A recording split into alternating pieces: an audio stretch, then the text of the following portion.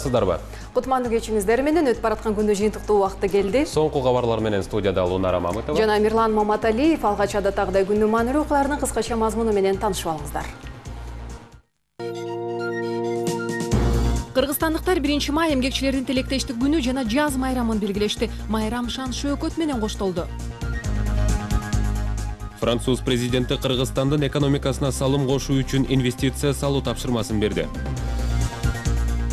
Жарык үчүн төлөм төкпөгөн кардарларга чара көрүлүүдө. Ош шаарынын энергетиктери карыздарды чогултуу ишин күчөттү.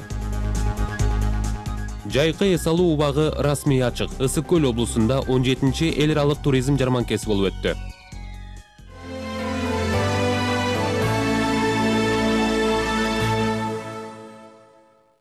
Бүгүн кыргызстандыктар 1 май эмгекчилердин тилектештик күнү жана жаз майрамын белгилешти. Эмгек күнүнө карата Ордо каладагы Ала-тоо аянтында жеңил атлетика боюнча жарыш болду. Иш-чараны Бишкек мэриясы уюштуруп, ага жалпысынан 2000ге чукул спорт сүйүүчүлөр катышты.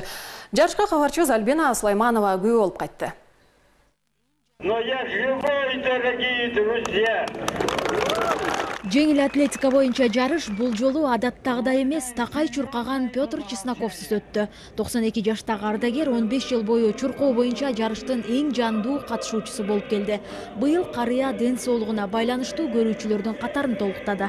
Благодаря бегу. Жеңил атлетика боюнча чет жерлерде өткөн марафондорду калтырган жокмун. Спорт менен машыгып жүрүп, дүйнөнүн 10дон ашык өлкөсүн көрө алдым. Ден соолугум да чымыр болду. Жарыштын шарты боюнча эң жаш катышуучулар 100 метрге чейин чуркаса, улуумун 1000 чакырымды басып өтүүсү керек болду. Жеңишке жеткендерге атайын белектер менен диплом жана медальдар ыйгарылды. Я когда бежала, я думала, не прибегу первая, уже думала сдаться там в конце, потом в конце. Так подумала, ладно, все. Возьму себя в руки и побежала. Мен мурдада келип жүрчүм, 1 майда катышчум. Мурдагы жылы катышканда 4-чү месттен алып калганда 3кө жетпей калгам. Анан быйыл 3-чү месттеге жеттим, эмдиги жылы катышып 2-чи месттеге жеттим деп ойлойм. Было очень интересно, как бы мероприятия такие мэрия должна устраивать. На самом деле это очень большой такой драйв. Иш-чарага мэриянын кызматкерлери, орто жана жогорку окуу жайдын студенттери менен мугалимдер жана каалоочулар болуп, 2000 адам катышты. Алардын арасында согуш менен спорттун ардагерлери да бар. Ветерандарыбызды улуу ата менен согуштун, ошолорго баа берип, ошолорду бүгүнкү күнү сыйлап, алар жыл сайын асайып атышат. Унутпай, ушу ата бабаларыбыз болбосо, ушул жакшы жашоо турмушка жетет белек деген ой кетип атат да. Ушундай майрамдарды биз жумасына бир жолу мындай ойлоп атабыз да, жумасында бир жолу балким 6-чы күнү же 7-чи күнү ушундай өткөрсөк, шаардыктарды, тургундарды чакырып, аянтка чакырып чогуу эметсек, менимче абдан жакшы болот. Мэрия болсо мындай самалыкты улантууну көздөп жатат. 3 май күнү Бишкекте вело жарыш боюнча мелдеш болот. Альбина Сулайманова, Тимур Сыдгалиев, Коомдук 1 канал. Жумушчулардын майрамы алгачкы жолу бир кылымдан ашык убакыт мурда Европа мамлекеттери менен АКШда белгиленген. Андан кийин СССРге кирген мамлекеттерде майрамдала баштаган учурда май майрамы 60-тан ашык өлкөдө белгиленет. Майрамдын тарыхы жана ага карата Борбор каладагы өткөн иш-чаралар тууралуу Элиза Нурматова айтып берет. Эмгекчилердин тилектештик күнүндө социализм убагындагыдай парад болбосо да Ала-тоо аянтына сейилдеп жүргөн жарандар арбын. Спорттун түрү боюнча ар кандай мелдештер өтүп, сергек жашоону жайылтуу максатында кызыгып катышкан жаштар көп болду. 1 май эмгекчилердин тилектештик күнү Совет доорунда белгилүү майрамдардын катарына кирип, мамлекеттик деңгээлде белгиленчү. Бүгүнкү күндө эгемендик алгандан бери бул күн календарда кызыл болгону менен элдердин сейилдөөсү менен гана өткөрүлүп келатат. Жаңы муун үчүн 1 майдын көп деле мааниси жок болгону менен Совет доорунда жашаган орто курактагы жарандарыбыз бул күндү шаан шөөкөт кылбаса да майрамдайт. Азыр майрам жок да. Шу майрамдабайт, парад баспайт. Атайын келген болсо парад басат экен деп мен да басып коеюн деп. Эч ким калчу эмес. Семьяларда бир дагы адам ушул майрамга барбайм деп калчу эмес. Бардыгы даярданчу. Биздин союздун мезгилинде, биздин СССРдин тушунда, СССРдин тармагында бул жомоктой майрам болчу. Дүйнөдө бир дагы майрам мындай чоң майрам болчу эмес. 1 май жумушчулардын майрамы катары 130 жылдан бери белгиленип келет. 1886 жылы 1 майда Чикагода жумушчулар 8 сааттык жумуш күнүн киргизүү талабы менен иш таштаган. Нааразылык акциясы демонстрациялар менен коштолгон. Анын жүрүшүндө жумушчулар полиция менен кагылышып, кан төгүүлөр болгон. Ошол 89-жылдан тарта америкалык жумушчуларды эскерүү күнү катары жыл сайын демонстрация өткөрүү чечими кабыл алынган. Натыйжада эл аралык эмгекчилердин тилектештик күнү алгач 1890-жылы Европа өлкөлөрү менен АКШда белгиленген. Учурда май майрамы дүйнөнүн 60тан ашуун өлкөсүндө белгиленет. Май айынын алгачкы күнү мурдагыдай маанилүү болбосо да, жаштар үчүн жагымдуу майрамдын башаты катары белгиленип жүрөт. Бүгүндөн баштап 10-майга чейин эле эмгекчилердин майрамы, сөз эркиндиги, Конституция күнү жана улуу жеңиштин 70 жылдыгы белгиленет. Андыктан бүгүнкүдөй майрамдык маанай дагы бир нече күнгө уланат. Элиза Нурматова, Алтынхан Бабаев, Коомдук, 1-канал. Президент Алмазбек Атамбаев жалпы кыргыз журтун бүгүнкү жаз жана эмгек майрамы менен куттуктады. Анда жалпы жарандардын келечеги алардын иштеген ишинен жана тынымсыз аракетинен көз каранды экен айтылат. Урматтуу мекендештер, жаз жана эмгек майрамы менен баардыгыңыздарды куттуктайм. Бул күн жаратман эмгеги менен өз үй бүлөсүнүн, айылынын жана өлкөсүнүн өркөнүн өстүрүүнүн майрамы. Бул күн жакшылыктын жана адилеттиктин, эмгек адамынын урмат сыйга бөлөнгөн күнү. Бул күн көп улуттуу кыргызстандыктардын достугунун, ынтымак ырашкерлигинин жана биримдигинин символу. Кол жана акыл эмгеги менен гана биз өзүбүздүн да, өлкөбүздүн да келечегине жол чаба алабыз. Талыкпаган мээнет менен гана мамлекетибиздин коопсуздугун жана көз карандысыздыгын камсыз кыла алабыз. Быйылкы экономиканы чыңдоо жылында ар бирибиз өз үй бүлөмө, Кыргызстаныма кандай салым коштум деп суроо коелу. Соңку жылдары өз турмушун жакшыртып, өлкөсү үчүн жан өрөгөн жаратман муун өсүп келатканы кубандырат. Кымбаттуу кыргызстандыктар, жазгы жаркын майрамыңыздар кут болсун. Ар дайым жасаган ишибизден баар таап, ак эмгегибиздин акыбети кайтсын. Сиздерге үй бүлөлүк бакыт, бейпил турмуш, бакубат жашоо каалайм. 2014-жылы Орусияда расмий катталган кыргызстандыктардын саны 540 миңге жетсе, расмий эмес маалыматка ылайык бул сан 1 миллионго чамалайт. Бордошторубуздун баары акча таап, үй бүлө багуу, жашоо шартын оңдоо максатында мекенен алыс жерде эмгектенип жүрөт. Алар алгач көчө тазалап, курулушта, базарда жана башка кара жумушта иштесе, соңку учурда жакшы кызматтарды аркалагандар көбөйгөн. Новосибирск шаарындагы тейлөөчү кесипти аркалаган мекендештерибизге кабарчыбыз Уланбек Дыйканбаев жолугуп келди. Союз тараганы Орусияга каражат табуу максатында агылып келген кыргыз жарандары башында оор кара жумуштарда эмгектенген. Акыркы жылдары кыргыз мигранттары жакшы жумуштарда иштеп жатканы байкалат. Мисалы үчүн Новосибирск шаарындагы көчөлөрдүн биринде Нуркамил аттуу жаран унаа токтотуучу жай ачып алып иштетүүдө. Нуркамил Айбашевдин унаа оңдоочу жайы дагы бар. Анын колунан баары келет. Ал дөңгөлөк желимдеп, бузулган тетиктерди оңдоп пайда табат. Унаа устасы 8 жыл бою орус жаранынын колунда иштеп, 2 жыл мурун унаа жасоочу жайды менчикке өткөрүп алган. Азыр жумушчу дагы, кожоюн дагы жалгыз өзү. Документтер бар жок жайында болсо иштеш оңой. Жакшы, эч кандай лишний проверка жок, со стороны нету. Менчикке чыккандан кийин жакшы болуп калды. Иштеген, эми өзүм хозяин өзүм иштеткен үчүн баштага караганда эми прибыль көбүрөөк. Мындайча айтканда, мен адам иштетпейм, өзүм иштейм. Ал эми Самара Орусияга иш издеп келип, кыргыздын жаш үй бүлөсү ачкан чачтарачка ишке орношкон. Ал бөтөн жерде көз каранды болбой, боордошторум менен бирге иштеген жакшы дейт. Айлыгы убагында берилип, алдоо же башка маселе жаралбайт. Ар неделесен келип, укладка чачтарын кыртырып, боётуп кетишет. Уже 3 жылдан берки клиенттерибиз дагы бар бизде. Биздин көбүнчө основной чач кырканыбыз, каштар тергенибиз аларга жагышат. Каражаттан жакшы, семьябыз Кудайга шүгүр багам. Кызым, бала чакам менен ушул жерден.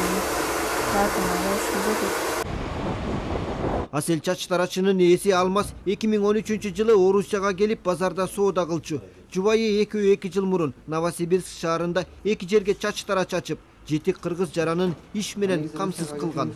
Башта мен өзүм барахолкада соодада эле иштечүбүз да. Ошондон кийин идея пайда болду, өзүбүзчө ойлонуп ачып иштетип көрөлү дедик. Эми башында оорчулук болду. Эми биринчи ачып атканда 4-5 ай, почти бир жарым жыл эле өзүн актап ушундай эле болуп атты да. Ошо чыдап анан клиент көндүрүп, базардан ценасын дагы арзан кылдык. Орусиядагы мекендештерибиздин айтымында азыркы күндө фирмаларда, жооптук кызматтарда иштеген кыргыз эр азаматтары көп. Кыз келиндердин көбү соода борборлорунда же тейлөөчү кызматтарда эмгектенип жатат. Бирок кара жумушта иштеп жаткандары да жок эмес. Уланбек Дыйканбаев, Нуркамил Асанов, Коомдук, 1-канал, Новосибирск шаары. Президент Алмазбек Атамбаевдин Франциядагы сапарында Франсуа Олланд эки өлкөнүн товар жүгүртүү көлөмүн көбөйтүү жана Кыргызстанга инвестиция салуу зарылчылыгын белгилеген. Франциянын Кыргызстандагы элчиси Стефан Каттанын айтымында француз президенти өнүктүрүү боюнча агенттигине Кыргызстандын экономикасына салым кошуу үчүн инвестиция салуу тапшырмасын берди. Олланд эки багытка, тагыраак айтканда инфраструктура жана жол курулушуна акча салууну тапшырганын элчи белгиледи. Анын айтымында мамлекеттик банк катары эсептелген агенттиктин энергетика, транспорт жана биометрика боюнча долбоорлорду ишке ашырууга катыша турган өкүлчүлүгү бар. Ош шаарында кардарлардан колдонулган электр энергиянын акчасын өндүрүү иши жүрүп жатат. Катуу шамалдан улам жабыр тартышкан Лейлек районунун тургундарына өзгөчө кырдаалдар министрлиги материалдык жардам көрсөттү. Эми ушул маалыматтар менен толук Ош студиясы түз эфирде. Саламатсызбы Тилек, сөз сизде. Рахмат Мирлан, саламатсыздарбы. Ош шаарында кардарлардан колдонулган электр энергиянын акчасын өндүрүү иши кыйын. Жарык үчүн төлөбөгөн карызды өндүрүү үчүн энергетиктер шаардык соттун жогорку сотко чейин барган учурлары көп кездешет. Айрыкча колунда бар Хан Сарайда жашаган тургундар мындай кадамга көп барышат. Ага карабастан энергетиктер дебитордук карызды чогултуу аракетинин үстүндө.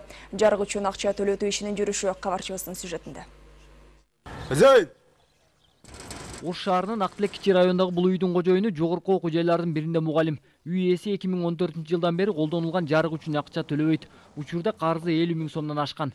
Ал эми ошол эле көчөдө жашаган Бокоевтерге акт түзүлүп 221 000 сом айып салынган. Бирок ал да төлөй элек. 2014-жылы 6-айда төлөм кылган 7 000 сом. Ошодон бери бүгүнкү күнгө чейин эч кандай төлөм жасаган эмес. Бүгүнкү күндө бунун абоненттин карызы 232 000 сомду түзөт. Акчасы көбөйүп кеткен кардарлар карызды оңой менен бергиси келбейт. Көпчүлүгү сот аркылуу чечилет. Медербек Бокоев электриктердин бул дооматына кошулбайт. Айтымында уурдалган жарык үчүн жазана туура эмес мааниде жазылган. Мындан улам бул талашка сот чекит коет дейт. Ошо следствие чечилсе, кайсысы ким күнөөлүү, кимиси күнөөлүү эмес. Вот ошого следствие соттун чечими чыккандан кийин биз ошону болсо иним төлөйт.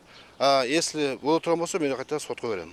Электриктер мындай талаш жагдайлар көп экенин белгилейт. Айрыкча Хан Сарайда жашаган колунда барлар колдонгон жарык үчүн акча төлөгүлөрү келбейт. Соңунда сот аркылуу өндүрүлгөн учурлар көп кезигет. 2015-жылдын эсебинен 72 материал өткөрүлдү. Анын суммасы болсо 2 599 535 сомду түзөт. Анын ичинен Ош электронун пайдасына 10 материал чечилди бүгүнкү күнгө.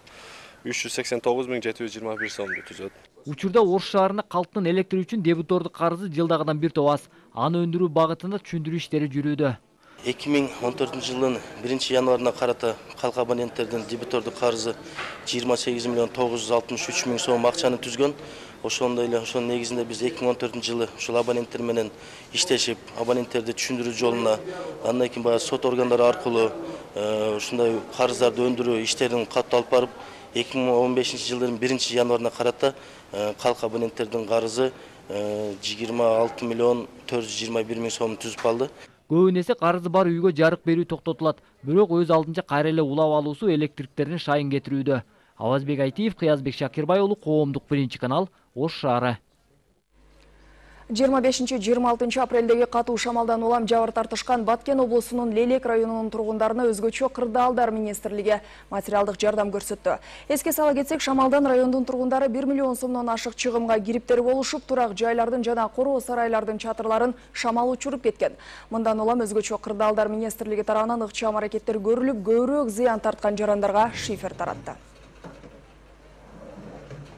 131 үй жабыркаган, 4 сос объект жабыркалган. Жарандык коргоо комиссиясы баарын маалыматтарды берип, баары иштеп чыгып, ошонун жыйынтыгы боюнча биз алып келип жарандык коргоонуу комиссиясын ошол жерде түзүлгөн. Ошолорго өткөрүп беребиз, алар комиссионный өткөрүп таркатышат. Сизде ушундай жаңылыктар сөз кайрадан Бишкек студиясында. Мирлан. Рахмат, программабызды улантабыз. Ысык-Көл облусунда быйылкы жайкы эс алуу багы расмий ачылды. Аймак эли быйыл былтыркыдан көбүрөөк эс алуучуларды кабыл алууга даяр. Туристтердин агымы Орусия менен Казакстандан арбын келери күтүлүүдө. Туристтердин саны мындан ары да арттыруу максатында облусту 17-эл аралык туризм жарманкеси өттү. Иш-чарадан кабарчыбыз Эдил Мелисбектин материалы. Былтыр Ысык-Көл облусуна 4 миллионга жакын турист келген. Быйыл бул көрсөткүч бир топ жогорулайт. Себеби жыл сайын Кыргызстандагы саясий абал туруктуулугун сактап келе жатат.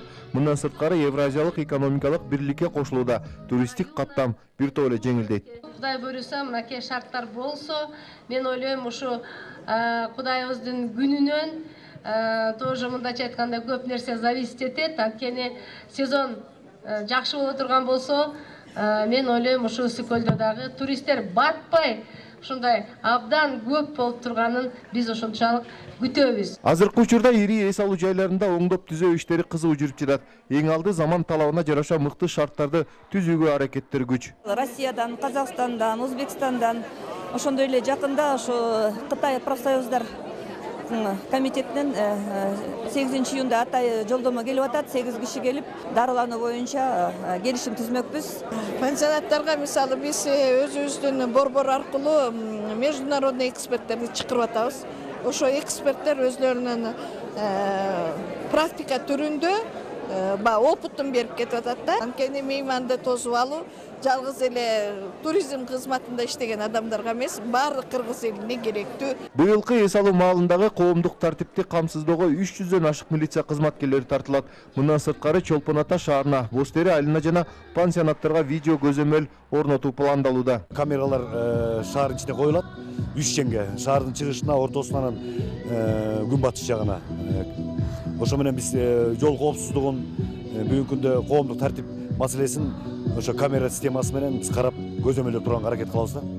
Ал эми жол тейлөө ишканалары жолдорду оңдоо иштерин баштаганына 15 күн болду. Оңдоо иштери май айынын 20-лары менен бүткөрүлөт. Эжил Мерисбек, Саламат Медербеков, коомдук биринчи канал, Ысык көл облусу. Кыргызстан алтында эмес адам ресурстарын экспорттап калды. Мындай пикирин Жогорку кеңештин депутаты Өнүгүү Прогресс партиясынын төрагасы Бакыт Төрөбаев Новосибирск шаарындагы мигранттар арасындагы эл аралык турнир учурунда билдирди. Эл өкүлү мекендештерди өз жерин, ата тегин унутпай, дайыма көздүн карайгындай сактоого чакырды. Новосибирск шаарындагы мигранттар арасында ийгиликке жетишкен мекендештерибиз көп. Алардын бири Каныбек Акаев. Жаш эшкер дүйнөнүн ар бир бурчунда эмгектенген мекендештердин башын бириктирип, спорттун массалык түрүн өнүктүрүү максатында волейбол турнирин уюштурган. Мындай демилгени колдогон Жогорку кеңештин депутаты, Өнүгүү Прогресс партиясынын төрагасы Бакыт Төрөбаев иш чаранын маанилүүлүгүн баалап, катышуучуларга ийгилик каалап, мигранттардын демине дем кошту. Кийинки серепчилер айтат, Кыргызстанда эң чоң көлөм экспорт боюнча бул алтын деп айтат. Бирок мен айтат элем, эң чоң көлөм Кыргызстандан чыгып кетип аткан бул биздин жарандарыбыз. Бирок сиздер алтындан кымбатсыңар. Анткени мына кечеден бери мен көрүп келатам, сиздер бул жерде иштеп, күчтүү болсуңар, туруктуу болсуңар. Мен сиздерге абдан ыраазымын, урматтуугандар. Мамлекет дагы, эл журт дагы сиздерге ыраазы. Орусияны мекендеп, ошол жердин тузун татып жаткан мекендештерибизди алтындан жогору баалаган Бакыт Төрөбаев жарандарыбыз кандай абалда жашап жана эмне үчүн бул жакта жүргөнүн түшүнүп жатканын айтып, кандай болсо да өз мекениңерди, ата тегиңерди унутпагыла деп суранды. Сиздер өзүңөр туугандарыңарды унутпагыла, ата тегиңерди унутпагыла. Ушуларга, урматтуугандар, ушуларга Россиядан бир эле звонок кылып койгула, кымбат эмес. Звонок этип, урматтуу атам, урматтуу апам, урматтуу мен балам, урматтуу мен жарым, мен сиздерди баалайм, мен сиздерди сүйөм, мен сиздерди урматтайм деп айтып койсоңар, мына эң жогорку байлык ошондо, урматтуугандар. Волейбол боюнча эл аралык Бакай ата кубогу быйыл биринчи ирет уюштурулду. Ага Россия менен Казакстандагы эмгек мигранттардын командалары менен катар Кыргызстандын Ош, Ысык көлдүн командалары күч сынашууга барышкан. Эч качан Кыргызстанды унутпай, ошол жака салым кошуп атканыңыздар үчүн силерге чоң рахмат. Канча деген элде 20-30 миллион, 40 миллион элдер бар, мамлекети жок. Ошондуктан мен силерди чакырып кетет элем, ушундай ынтымагыңыздар эч качан үзүлбөсүн. Мамлекетибизди ар дайым ойлоп жүрөлү. Новосибирск шаарында болгон иш сапарынын алкагында Жогорку кеңештин депутаттары Бакыт Төрөбаев менен Тынчтык Шайназаров мекендештер менен баарлашып, алыста болсо дагы сергек жашоого жаштарды үндөп, спорттун массалык түрүн өнүктүрүүгө мигранттардын кошуп жаткан салымын жогору баалашты.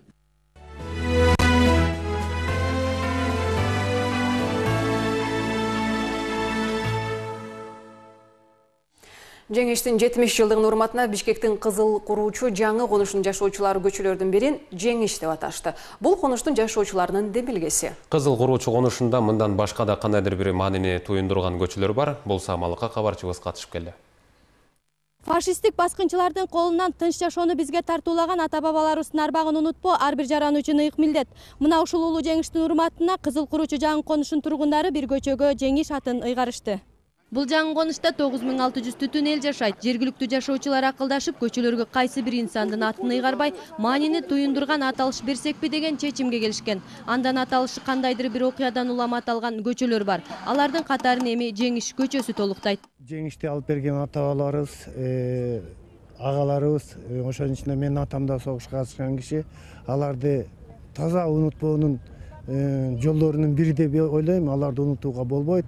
Эстешибиз керек, эскеришибиз керек. Анан ушул паркта ошо Жеңиш паркы балдарыбыздын келечеги. Көчөгө Жеңиш аталышын ыйгарууда бекер жеринен эмес. Жашоочулар жыл сайын арасы суюлуп бара жаткан ардагерлерге сый-урмат көрсөтүүнү максат кылган. Мунун келечек муунду тарбиялоодо да салымы зор. Мен ушу Жеңиш көчөсүндө жашап атканыма абдан кубанычтамын. Жана улуу ата мекендик согушта катышкан биздин ардагерлерибизге, ардагерлерибиздин арбактарына таазим кылабыз. Жана биз эрдигин эч качан унутпайбыз. Иш-чараны көпчүлүк колдоп, ар бир айылга маанилүү сымдарды ыйгарышса дешкен. Жаңы конуш жашоочулары көзү өтүп кеткен согуштун жана оруктун катышуучуларына куран түшүрүштү. Перизада Ташиева, Айсен Турабыкеев, Коомдук, Биринчи канал.